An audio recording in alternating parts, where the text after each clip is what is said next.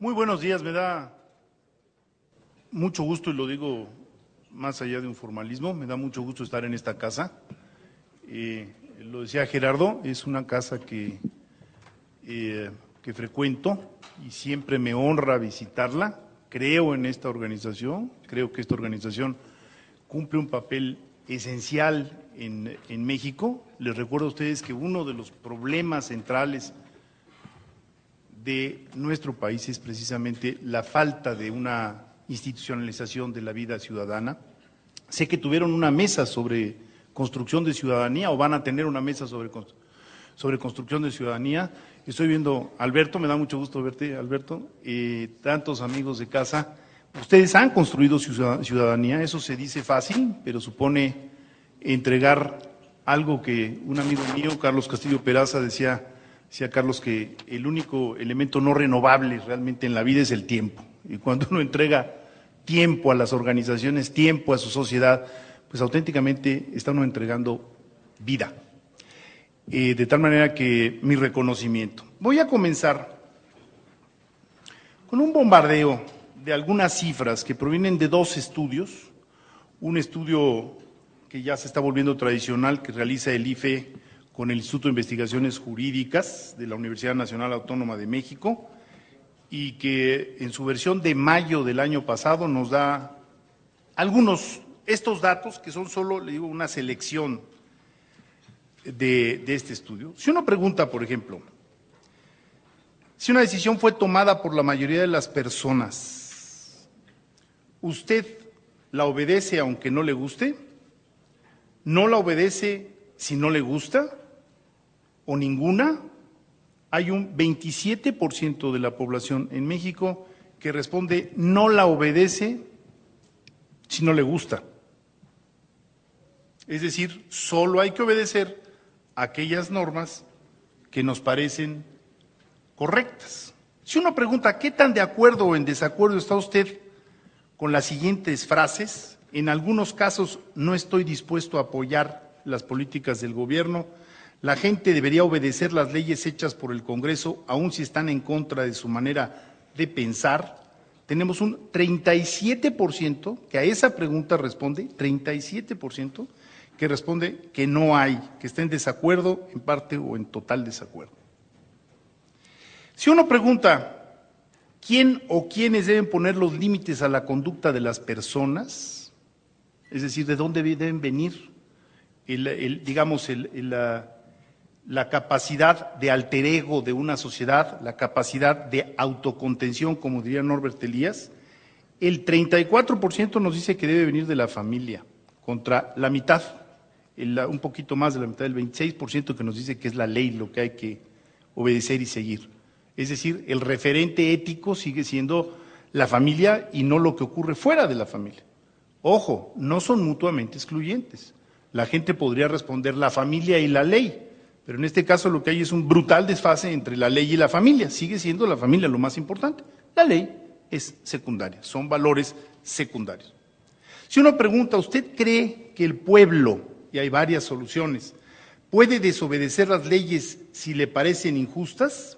Un 19% de la población responde afirmativamente. O sea, 1 de cada 5 mexicanos dice el pueblo. Escuchaba yo el otro día al líder de los normalistas de Guerrero decir algo que me llamó mucho la atención. Alejandro dice, bueno, es que nosotros nos vimos obligados a secuestrar los camiones. ¿Pero por qué estuvieron ustedes obligados? Ah, bueno, porque como no entienden nuestras demandas, pues tenemos derecho a secuestrar los camiones. Esta es una interpretación que cuando yo era estudiante era muy común. Al fin y al cabo hay objetivos superiores que yo conozco que me autorizan a violentar la ley, que me autorizan a pisotear los derechos de los otros ciudadanos. Obligados, fue la expresión que utilizó. Estuvimos obligados a secuestrar los autobuses. Bueno, ese señor pertenece a este segmento que es 1 de cada 5 mexicanos que dice que el pueblo tiene derecho a violentar la ley. Cuando se pregunta ¿por qué respeta y obedece usted las leyes? Es muy interesante porque un dato positivo es que 49% de la población nos dice porque cumplir la ley nos beneficia a todos. Un verdadero Estado de Derecho es aquel convencimiento profundo por parte de un ciudadano de que el mejor acuerdo es la legalidad. Bueno, está muy bien que el 49% nos responda así, pero el 50.5% nos responde otras cosas, es decir, no ha accedido a la convención del Estado de Derecho. Es la mitad de la población. Cuando se pregunta en una escala de 0 a 10, donde 0 es no respeta nada y 10 es respeto mucho, usted, ¿qué tanto respeta la ley? 7.86. O sea, la autocalificación es, bueno, yo sí la respeto. Oiga, ¿y sus conciudadanos qué tanto la respetan? 5.65. Yo sí la respeto, pero el resto de la población no la respeta. Es curioso porque es ese mismo ciudadano el que, calificado por otro ciudadano, no la respeta. Por lo que usted ha visto, ¿quién viola más las leyes? Este es el ejemplo, ¿no? Primer lugar, los políticos, 23%. Segundo lugar, las policías, 22%. ¿Cómo queremos que la ciudadanía tenga referentes claros, que tenga rumbos, brújula, ética, axiológica, valorativa, cuando son los líderes los primeros que violentan la normatividad? Ellos crearon la ley electoral que está vigente hoy en día, en contra de la cual yo me amparé, un grupo de mexicanos nos amparamos, y ellos son los primeros que están buscando los subterfugios para violar los tiempos establecidos en la normatividad de campaña. Ellos son los primeros que están pasando spots indebidos por la televisión, aprobados por sus representantes en el IFE. Bueno, perdón, nosotros no hicimos la ley, la hicieron ellos. Y desde que hicieron esta ley, muchos levantamos la mano y dijimos, señores, esto no va a funcionar. No, es que es la única manera de clarificar las cuentas con las televisoras y las radiodifusoras. ¿Se acuerdan que este fue el elemento? El argumento, perdón. Bueno, ahora resulta que ya no tenemos facturas de tiempos. Lo que tenemos son entrevistas a través de los medios que no están facturadas, porque siguen apareciendo en los medios.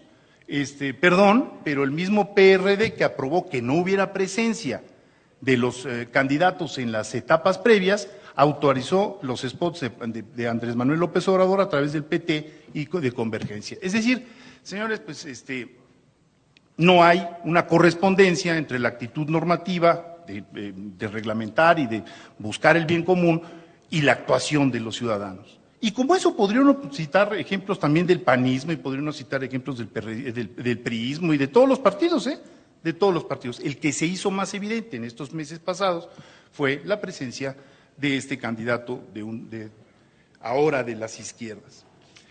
Cuando se pregunta por lo general, por lo que usted piensa, si un hombre mata a alguien y las autoridades no hacen nada, ojo, mata a alguien y las autoridades no hacen nada, ¿los miembros de la comunidad tienen o no tienen el derecho de tomar en sus manos el castigo? 17.5% dice que sí tienen derecho. Justicia por propia mano, 1 de cada 5 mexicanos. Ojo, Y después nos asombramos de que en los microbuses haya linchamientos, pues si nos lo están anunciando. Las autoridades no cumplen, yo creo que el pueblo tiene derecho a violentar las normas, yo creo que el pueblo tiene derecho a imponerse. Al fin y al cabo le ponemos revolución a todas las calles, ¿no? Y la revolución es un acto de subversión. Un día venía yo con Peter Eigel, el presidente de Transparencia Internacional, en la Ciudad de México, venía yo manejando y llegamos a Revolución, y él habla un muy razonable español y me dice, oye Federico, ¿a poco esta calle se llama Revolución?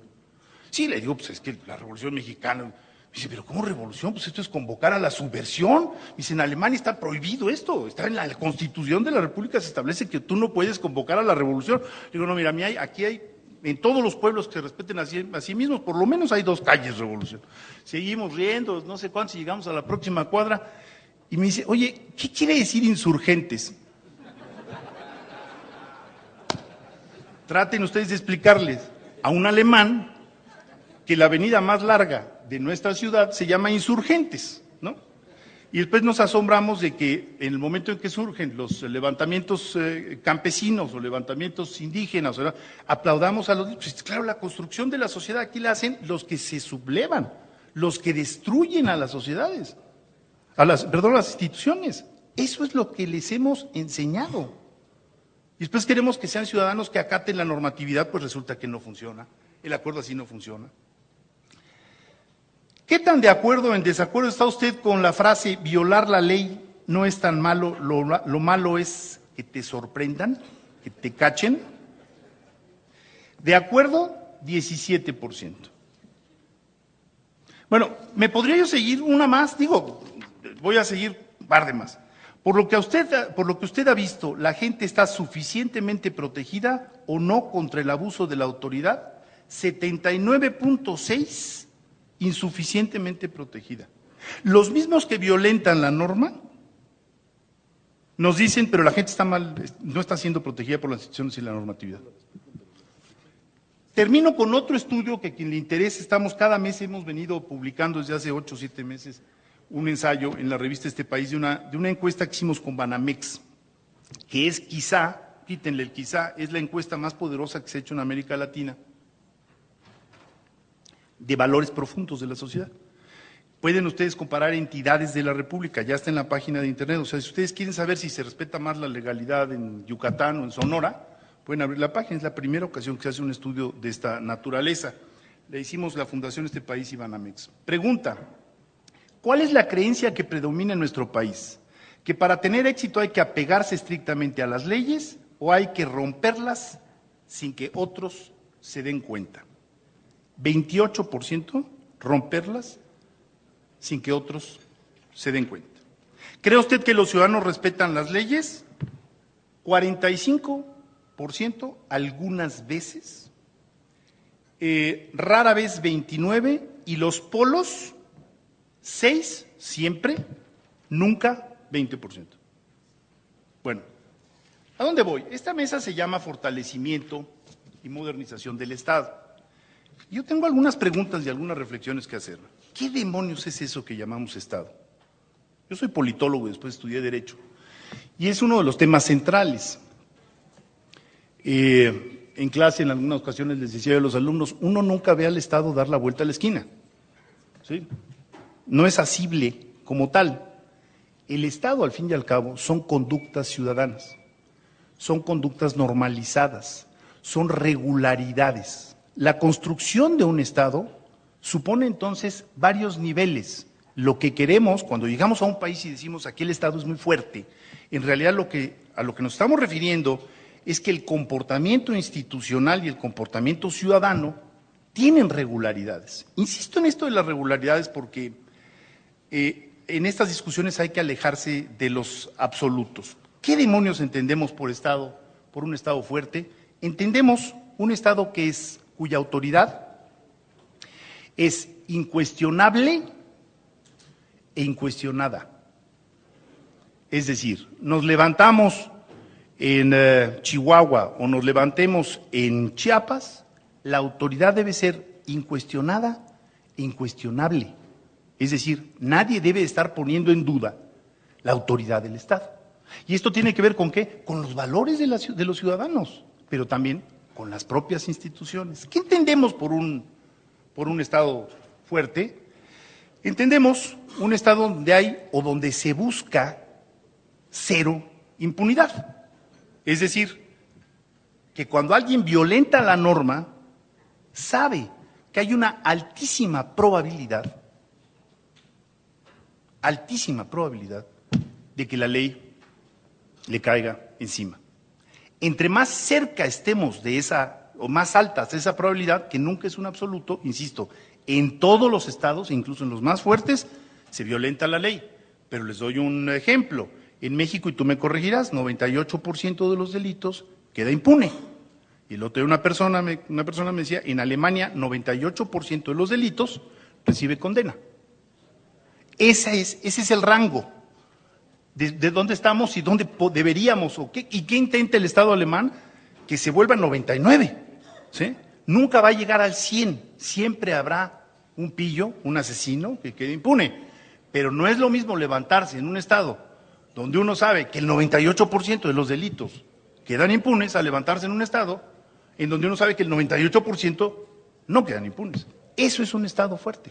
Al fin y al cabo, por lo que estamos peleando es porque en el ámbito civil, penal, de regulación económica, en todos los ámbitos haya Estado. Queremos un Estado fuerte. Ojo, las economías funcionan mejor donde hay un Estado fuerte.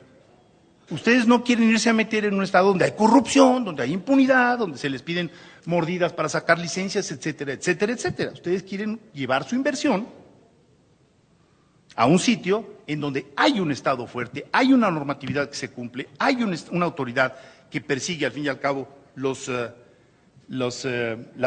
actos que violentan la normatividad. ¿Qué es un Estado fuerte? Un Estado en donde los ciudadanos se sienten parte del Estado. ¿Por qué? Porque el Estado protege sus derechos. El due process, el debido proceso, que en México, por desgracia, no se cumple, hace que los ciudadanos digan, a mí me conviene tener un Estado fuerte. ¿Por qué? Porque mis derechos humanos, mis derechos patrimoniales, mis derechos personales, familiares, etcétera, están siendo protegidos por el imperio de la ley. ¿Qué es un Estado fuerte?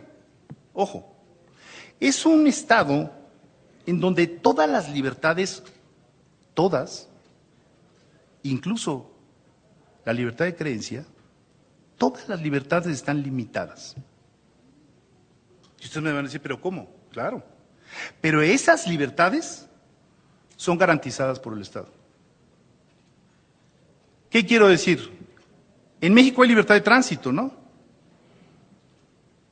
Entonces se supone que podemos circular de México a Acapulco y que si alguien interrumpe nuestra libertad de tránsito, la autoridad va a salir a garantizarnos esa libertad de tránsito. No a veces, ojo, a veces sí y a veces no, es discrecionalidad. No, siempre, de manera incuestionada e incuestionable. Eso es el Estado, esa regularidad es por la que estamos peleando y por la que estamos luchando. ¿Qué es un Estado fuerte? Al fin y al cabo, eso que decimos con tanta frecuencia es un Estado de Derecho. Ahora, esas regularidades se construyen en varios niveles. ¿Se necesitan instituciones? Perdón, ¿se necesitan leyes? Sí, pero en México hay leyes, y muchas. ¿Se necesitan instituciones? Sí, pero en México hay instituciones. Pero al fin y al cabo, la mezcla de leyes más instituciones debe conducir ¿a qué? A un comportamiento social. Si las leyes no son apropiadas, las instituciones se vuelven disfuncionales y los ciudadanos se vuelven desobedientes. Necesitamos crear ese círculo virtuoso en el cual las leyes se obedecen porque son racionales y las instituciones funcionan porque la gente entiende los propósitos de las normatividades. Por eso la lucha contra el trámite de transparencia mexicana, porque al no tener trámites racionales, la gente se siente validada a dar un cochupo, una mordida, para violentar la norma. Entonces es la peor pedagogía, porque en tu vida cotidiana estás diciendo, la norma es absurda, me está pidiendo otra fotocopia cuando aquí, no, me está pidiendo acta de nacido, o me está pidiendo documentación cuando nada más estoy reeditando mi pasaporte. Leyes apropiadas y creíbles, respetadas, instituciones, eso conduce a instituciones capaces de operar las leyes, lo cual hace que la ciudadanía crea en las leyes y las defienda. Entonces necesitamos ir ajustando esos tres elementos. Leyes inapropiadas lo que hacen es crear instituciones disfuncionales, y eso es lo que estamos viviendo en nuestro país. ¿Por dónde comenzar? Termino. En Transparencia Mexicana, en Transparencia Internacional, cuando Peter Hagen creó esta institución hace cerca de 20 años, ustedes imagínense lo que era el panorama. A ver, les recuerdo cómo estaba la normatividad internacional. Ustedes podían deducir de impuestos hasta el 20% de los costos totales, por ejemplo, de una planta petroquímica, por gastos de instalación. O sea, si una petroquímica cuesta, tú me corregirás, ¿qué será? 1.500, 2.000 millones de dólares. Bueno, imagínense a Siemens, y pongo Siemens porque fue uno de los casos más sonados, aunque ahora es uno de los aliados, pues estaba autorizado a deducir 600 millones de dólares para conseguir las licencias e instalar su planta en un país de Sudáfrica, o en México, o en El Salvador, o en cualquier parte. No había normatividad internacional, no existía la convención de la OCDE, ese fue uno de los logros de Transparencia Internacional en contra de la corrupción. Y no existía la Convención de Naciones Unidas en contra de la corrupción. La corrupción estaba autorizada. De ahí venimos. La corrupción en el Banco Mundial se denominaba factor C. Los funcionarios del Banco Mundial en sus documentos decían, en Kenia, alto factor C, tenían prohibido hablar del fenómeno de la corrupción. ¿Por qué? Porque era diplomáticamente inapropiado decir que había corrupción. No fue sino hasta que nace Transparencia Internacional que empieza Peter Eigen a medir este asunto y a decir, oigan, es que esto tiene un costo para los ciudadanos brutal. ¿Por qué? Porque al fin y al cabo nos van a trasladar los costos de esa corrupción y ese es dinero que va a dar a los bolsillos privados. ¿Por qué les doy esta referencia? Por algo muy sencillo, porque cuando nació Transparencia Internacional, todo se veía perdido. Incluso los países ricos eran altamente corruptos. No estaba en la agenda la cuestión. Simplemente no estaba en la agenda. O sea que en 20 años pues, se ha caminado bastante. Ya tenemos el índice de percepción, tenemos una serie de cuestiones y mecanismos y está en la agenda internacional el asunto. Ahora, ¿qué fue lo que se hizo? Y esa es mi comparación con México. Cuando nació Transparencia Internacional se llegó a la conclusión de que había que crear islas de integridad para poder decir, esto está limpio, esto está limpio, esto está limpio, y lentamente ir avanzando, porque si se plantea un mar de corrupción, no sabe uno por dónde comenzar, que es un poco la sensación que tenemos los mexicanos. Es decir, hay ilegalidad acumulada por todas partes, en el mundo agrario, en el mundo laboral, en el mundo civil, en el registro público de la propiedad, en todas partes hay corrupción, entonces ¿por dónde comenzamos? Y es realmente desesperante. Y yo quisiera, en ese sentido, recuperar la experiencia de Transparencia Internacional y decir en México necesitamos crear islas de legalidad. Saber que hay 5 delitos que van a la baja. 5 delitos en donde buscamos cero impunidad. Si nos planteamos todos los delitos a la vez, eso es imposible. Ningún Estado puede. Ningún Estado puede hacer que las normatividades, de todas sus normatividades, se cumplan en todo momento, en todo el territorio. Eso no se puede. Lo que sí podemos hacer es combatir 5 o 6 delitos. Por supuesto, homicidio. No es creíble que en nuestro país no haya investigación sobre los homicidios. Y perdón, pero llevamos 40,000 muertos y según las cifras de Human Rights Watch, de esos 40,000 muertos, el 95% no tiene detrás una investigación. Es decir, no sabemos cómo murieron, porque los MPs locales, ni los MPs estatales, federal, han investigado. O sea que cuando se dice que pertenecían a las bandas, el 90%, pues eso es supuesto, porque en realidad no tenemos una investigación que nos avale que realmente pertenecían a las bandas. Y ese acumulado histórico de impunidad es algo que nos va a costar mucho trabajo digerir en los próximos años. Más vale que nos concentremos y sepamos qué vamos a hacer con eso, con ese cúmulo de muertos. No estoy juzgando si la guerra contra el narco está bien o está mal. Estoy diciendo que una de las consecuencias es que vamos a heredar eso y sigue creciendo. Asesinato. Segundo, tortura. Habíamos logrado que bajara. Yo fui miembro de la CNDH. Cuando nació la CNDH, la demanda número 1 que nos llegaba era tortura. En segundo lugar, desaparición forzosa. Yo dejé la CNDH hace como 4 o 5 años y tortura y desaparición forzosa estaban en el lugar, no me crean, no es muy exacto, pero 12, 13, por ahí. O sea que sí se puede, sí se puede. Había bajado, sensiblemente. ¿Saben qué ocurrió ahora con la guerra contra el narco? Los dos se volvieron a disparar. Si ustedes revisan ahorita las demandas que están llegando a la CNDH, las demandas son desaparición forzosa y tortura. Entonces, hay que concentrarnos en esos 2 delitos y bajarlos. Finalmente, estando Alejandro aquí, secuestro. Tenemos que repensar, ¿ya vieron Hoover? Vayan a ver Hoover. ¿Por qué? Porque el caso del hijo de Lindbergh fue lo que provocó la legislación federal en contra del secuestro. Entonces, apretamos de los casos históricos. ¿Por qué? Porque buscaban cero tolerancia en contra del secuestro. Cero tolerancia en contra del secuestro. Termino. Dejemos los absolutos. Concentrémonos y busquemos 2 o 3 puntos de acuerdo. Y uno de ellos, desde mi punto de vista, es volver a poner en la agenda la independencia de los ministerios públicos. Lo que acaba de ocurrir en Guerrero, por un lado resulta muy alentador que la Comisión Nacional de los Derechos Humanos ahora sí ya tenga la facultad para investigar, facultad que fue trasladada, como ustedes recuerdan, de la Suprema Corte de Justicia en el 97, se pasó a la Comisión Nacional de los Derechos Humanos. Oigan, pero ¿por qué necesitamos una Comisión Nacional de Derechos Humanos para que investigue al gobernador, a las policías estatales, a las policías federales? Si tuviéramos un fiscal independiente en Guerrero, creíble, acreditado, no supeditado a los intereses del gobernador, la función sería de ese fiscal.